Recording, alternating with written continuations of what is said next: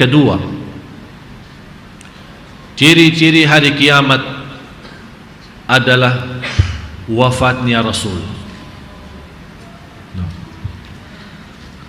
Udat sittan baina yaday sa'ah wa dzakara minha mauti. Hitunglah 6 tanda menjelang datangnya hari kiamat, dan beliau Rasulullah SAW menyebutkan diantaranya kematianku. Hadis riwayat Imam Bukhari. Hadis sahih diriwayatkan Imam Bukhari. Rasul memerintahkan kita hitungkan 6 ciri, 6 tanda-tanda hari kiamat. Di antaranya adalah wafatku, kematianku, kata Rasulullah.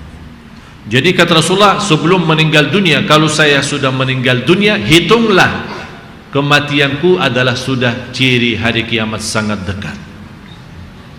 Dan Rasul menghitungkan 6. Mana 6-nya? Itu sisanya nanti kita bahas.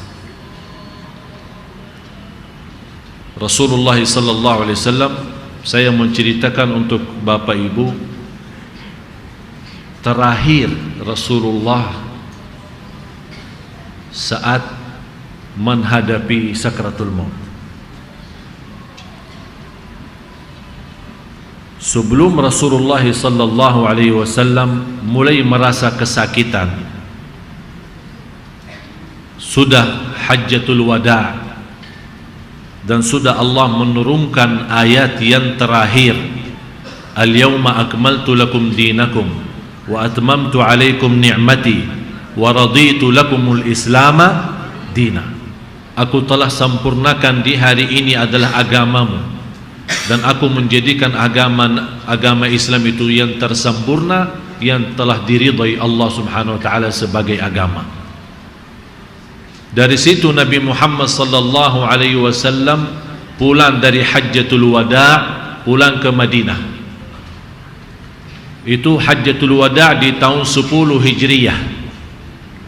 Tahun 10 Hijriyah. Mulai Rasulullah mulai merasa kesakitan di tahun 11 Hijriyah, terutama pasnya bulan Rabiul Awal. Bulan Rabiul Awal. Kelahiran Rasulullah hari Senin, wafatnya hari Kamis.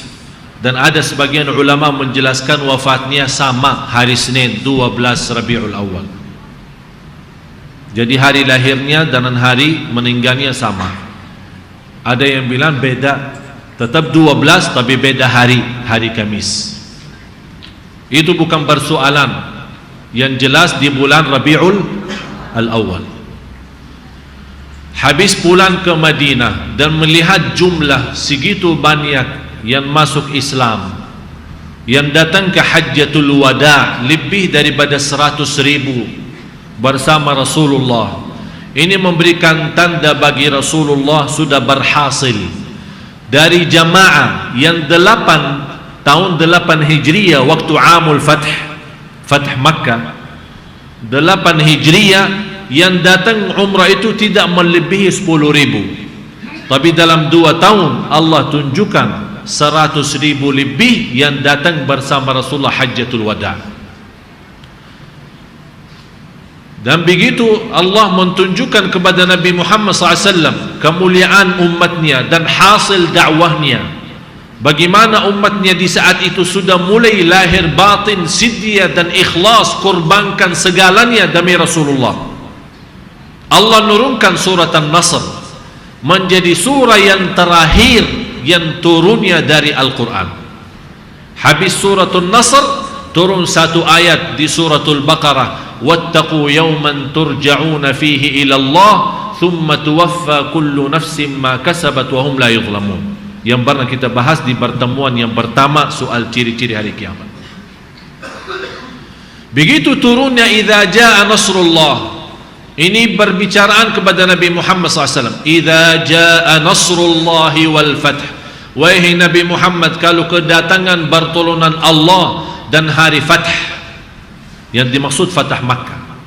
Wa ra'aitan nasa yadkhuluna fi dinillahi afwaja, dan engkau melihat dengan mata sendiri kelompok-kelompok manusia yang masuk pada agama Islam. Disitulah wahai Nabi Muhammad, jangan lupa, fasabbih bihamdi rabbik, bertasbihlah kepada Tuhanmu, bertasbihlah kepada Allah yang memberikan banyak karunia dan banyak nikmat untukmu.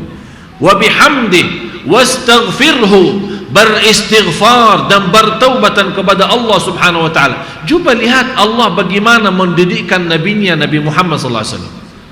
Sampai di ujung-ujungnya seolah Allah berikan belajaran dan pendidikan untuk Nabi kita Nabi Muhammad SAW. Jangan ada sesuatu anda merasa sudah berjuang dan sudah berhasil, bertasbihlah kepada Allah, karena semuanya di tangan Allah. Allah Maha Suci. Wastaghfirhu, kalau ada kekurangan, ada sesuatu, padahal Rasulullah SAW tidak ada kekurangan yang sama sekali, tapi Allah tetap menanamkan supaya Rasulullah tetap beristighfar. Dari situ kata Abdullah bin Umar, habis turunnya ayat ini, Rasulullah selalu di dalam satu majlis membaca Rabbighfirli wa tub alai innaka antat tawwabur rahim 100 kali. Rabbighfirli wa tub alai innaka antat tawwabur rahim. Sahih Bukhari. Dari sejak itu Rasulullah tidak berhenti beristighfar, karena sudah merasa dengan turunnya suratul Nasr ini berarti tugas Rasulullah hanya bertasbih dan istighfar, karena sudah sempurna agama. Begitu jamaahnya lagi ramai, turunnya suratul Nasr ini, di antara sahabat yang nangis satu, Sayyiduna Abu Bakar As-Siddiq radhiyallahu anhu. Di sampingnya ada Umar radhiyallahu anhu, ada Utsman radhiyallahu anhu, ada Ali radhiyallahu anhu, ada para sahabat-sahabat yang lain yang semuanya tidak ada yang nangis. Malah semuanya heran, kok Abu Bakar nangis, ada apa sih? Rasulullah tidak bagi ceramah, dan Rasulullah tidak membawa sebuah pengajian yang menyentuh hati. Hanya turunnya surah ini, kenapa nangis? Kata Sayyidina Abu Bakar, ternyata yang memahami makna di belakang surah ini adalah Sayyidina Abu Bakar radhiyallahu anhu. Kata Sayyidina Abu Bakar, surah ini memberikan kepada kita berita Rasulullah dekatnya wafat. Itu pemahaman Sayyidina Abu Bakar. Begitu turunnya yang membuat dia nangis, berarti Rasulullah akan meninggal dunia. Pas 7 hari yang terakhir dalam kehidupan Rasulullah, datangnya malaikat dan kata Rasulullah SAW, ma min nabiyyin illa wa yukhayyar, tidak ada nabi yang menghadapi sakratul maut pasti Allah turunkan malaikat memberikan pilihan. Yang pertama, mau kekal di dunia dan tetap masuk surga di akhirat, atau wafat dan masuk surga di akhirat. Milih yang mana? Ini semua para nabi, tidak ada nabi yang meninggal dunia pasti ditawarkan seperti itu. Tapi begitu Nabi Muhammad SAW melihat tugasnya sudah selesai, amanatnya sudah sempurna, kewajibannya sudah disampaikan kepada umatnya, dia merasa tidak ada arti hidup lagi di dunia. Dia malah mengutamakan bertemu dengan Allah, dan dia memilih meninggal dan masuk surga.